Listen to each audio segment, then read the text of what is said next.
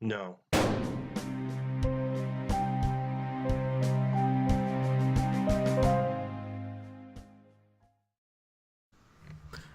Hello, everybody. Zero Interest. RWBY Season 3, Episode 6, Full, Fall. has multiple meanings in this instance. Some of which I'm sure Zero gets, some a little more subtle. So, take it away, Zero.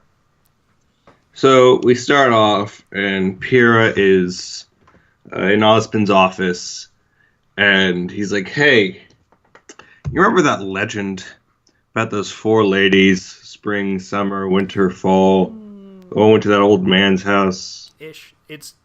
He asks what her favorite fairy tale is, and I want to Yeah, drop this in here. We've talked about this before on the podcast, but it's an interesting angle to take when you look at the fiction of settings where it's like fantasy or hmm techno fantasy in this case. And she lists off a few examples of fairy tales, and then we get yeah, to this one.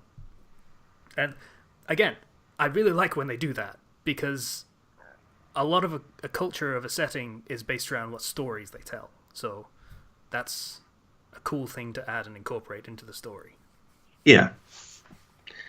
And so he brings up those four girls that went to this old man's house, and they all tried to cheer him up and make him happy. And then he gave them like immeasurable power, where you can basically just, hey, you don't need dust. You can just go without that and be powerful, Pretty much. which is really like that's a strong power to have in this setting. It is. I feel like, the lack of exposition in the first season and the limited exposition in the second one, Yeah, that harms the scene a little bit because she's like, "What you mean? Use dust like a semblance?" And if that had been established better, that there is dust, there is semblances, that's it. That's your superpower list. mm, Sure, but they didn't really do that. They barely established those as options.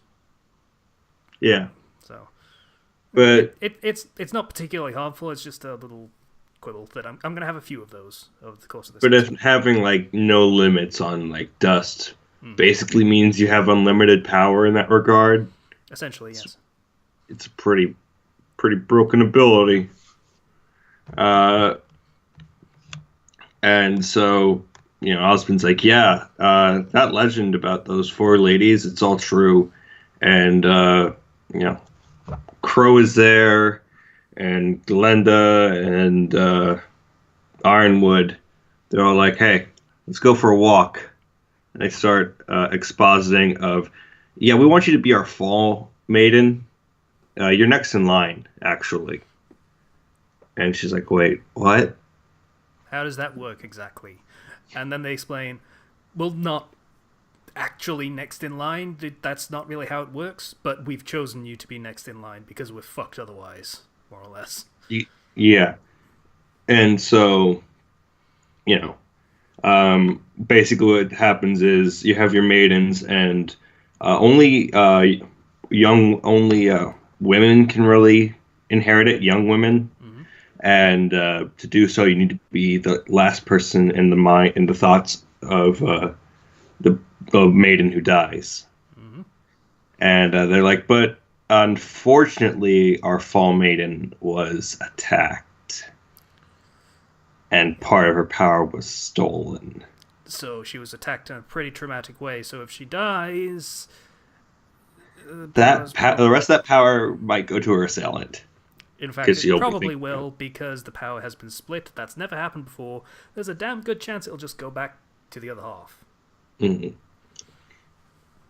So then it's like, well, we have a machine that might be able to. We have a way that might be able to solve it, but everything that's hurt will be part of you, so you may not end up being the same person or even living through it. Yeah. The one thing they really did establish as part of the whole superpower thing is aura is basically the energy of the soul. and the maiden's power is attached to her aura. So it would basically be like, I'm saying basically a lot, it would be like transplanting part of her soul and grafting it onto Pyrrha's. So Which could result in... it could work, but she would not necessarily be entirely the same person coming out of it. Yeah, you might have major personality changes, multi-personality disorder, all sorts of stuff. Which, to a character like Pyrrha, who hasn't had a lot for her character-wise, I feel like this could be like a really interesting thing for the development of her character. Because so far she's been the best. She likes Jean, and she's like, oh man, because I'm so good, nobody tends to approach me. She's also been established to be very caring and wanting to help people. And that's established in this scene as well, where when most of it's explained to her, she's like, yeah, okay, I'll do it. Yeah. Then and then, like, wait, stuff gets explained about it changing her, and but she was all for it if you know, it could help. She was all for it. Yeah. So, interested to see where that line goes. And by that same train of thought, I couldn't help, like, I know this isn't going to be any sort of true or anything, but I couldn't help but think of Ruby's mom, whose name is Summer, who I kept thinking of Red Like Roses Part 2. And I'm like, you know, Ruby would have been probably the last person in Summer's thoughts. She would have, probably, yes. I don't know. I was just thinking, boy, wouldn't that be crazy if that was a thing? It's not. There's no way it is. But I thought it was funny. And I was like, oh, hey, Winter. That's the name of Weiss's sister. Mm-hmm. And if Winter was a maiden, that would mean that she would probably die at one point. That'd be sad. Mm. Like, the fact that... Go ahead. Yeah. The fact that Crow is one of the people that guards the maidens, and that he has a connection to Winter and Summer, and that Ironwood is also there. Like, I don't know who the maidens are, but I have a feeling that we might have already met some. Good theorizing. Or no love. I have no idea. Also, you pointed out you were very adamant on talking about this while we were watching the episode for some reason, but you had some theories about the 4 thing. There's 4 of everything. Yeah. Because there's like, I was like, maybe there's one maiden for every country, because there's like 4 of those big countries. Maybe each one was founded by one. Because it's like, you're our full maiden. Okay, so then does Vacuo have like Summer? You know? Do they have the Summer maiden over there? There are a lot of parallels you could make between the kingdoms and other things and other things and other things. Here's the thing. 4 is essentially the arc number for this entire show. There is 4 of everything. There are 4 kingdoms. There are 4 people on a team of huntsmen and huntresses. There are 4 maidens, obviously, as we just found out. There is 4 of another thing that comes up later. 4 comes up a lot. It's a big number in the show. I was just wondering if 4 was the origin of all the other 4s. Like, the 4 maidens were the origin of all the other 4s that came later. Quite possibly. I just got an email. Because that's as far back as I've seen it go. This is an old legend. So, like, maybe that could be a reason some things would happen. There is something older. Okay. So then, like, or the power will go to her assailant, and it cuts to Cinder. And I'm like, gosh darn it, it's probably Cinder. It said her assailant has already made the first move, and we don't know when they're going to make the next one. Cuts to Cinder in the audience for the first match of the finals that she's controlling.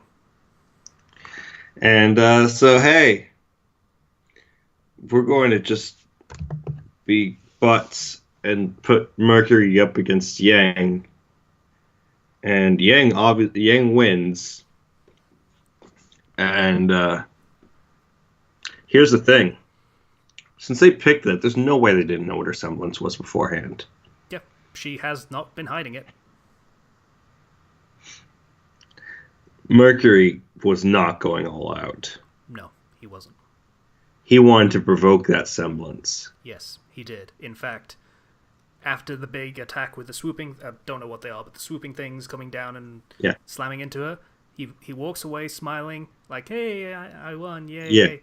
And then he the explosion behind him, and it changes from, hey, to, Yeah.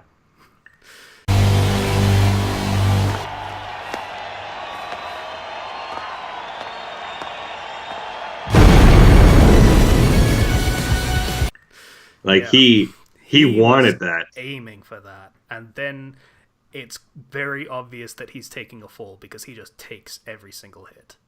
Yeah. And then after the match, he runs and attacks her, and she hits him in the leg. And, hey, Yang, what did you just do? You broke his leg. Cue illusion showing up on screen of her just walking over and punching his leg for no reason. No. You're very, very confused about what happened there for some reason. Okay. Emerald's semblance is that she can make people see things. So she made Yang see Mercury coming in to attack her. Oh! That didn't happen. Oh, wow. Actually just punched him in the leg when he was just standing there. Okay. Wow.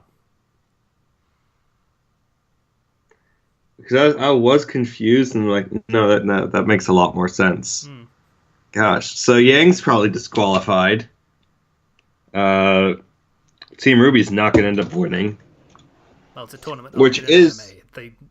There's never an actual end to them, just reminding you. Well, no, there sometimes is. I mean, heck, every single Dragon Ball tournament usually has an end, with the exception of like one. And that's the one where Vegeta decided to Vegeta decided halfway through to blow away half the stadium in that one, so it kind of had to be postponed. And the Bojack. It killed a lot of people. Nobody cares about Bojack. When Bojack. There was the frickin' the Yu Yu Hakusho tournament reached a satisfying conclusion. Did he win the tournament, though? Did he really?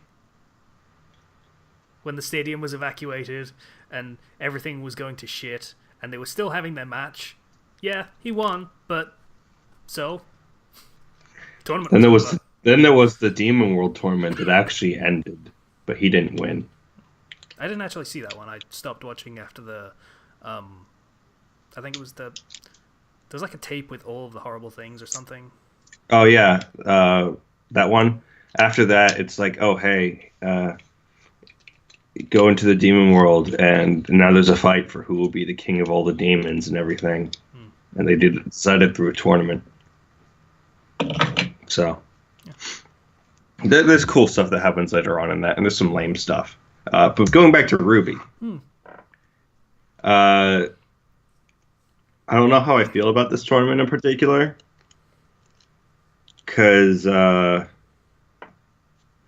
mean, Team RWBY is going to be like excluded from any future battles, and so I'm really wondering where they're going to go from here. Like, because the only other team that I technically care about right now that's in there is the team of Pyrrha, as in Pyrrha's going solo in the finals. There are 3 known characters still in the tournament. Sun. Oh yeah, Sun. Penny. Oh yeah, I forgot Penny. Well, let's see. Sun, he's not going to win. Penny, she's going to get hacked by Cinder. And Pyrrha, uh, she's got her own arc. So, like, I don't know. I don't know what Team RWBY's gonna do now. Well, I don't quite understand what the point of framing Yang to get her out of the tournament was. did So you notice I'm not. Grimm's reaction? Okay. It's all Yeah, I noticed that it was set showing. Okay, so their goal is negative emotion. up. And it is building. I am wondering though, why? Like that. Like I was thinking of it before, and I was like, we haven't seen much of the why behind Cinder, of why she's doing this, what her real motivation is, what sort of grudge does she have. Well, bully for you, the next episode is a prequel. So, we'll be getting to recording that right now, and we'll see you in a few days for the next episode of Zero Interest. Thank you for watching. Bye.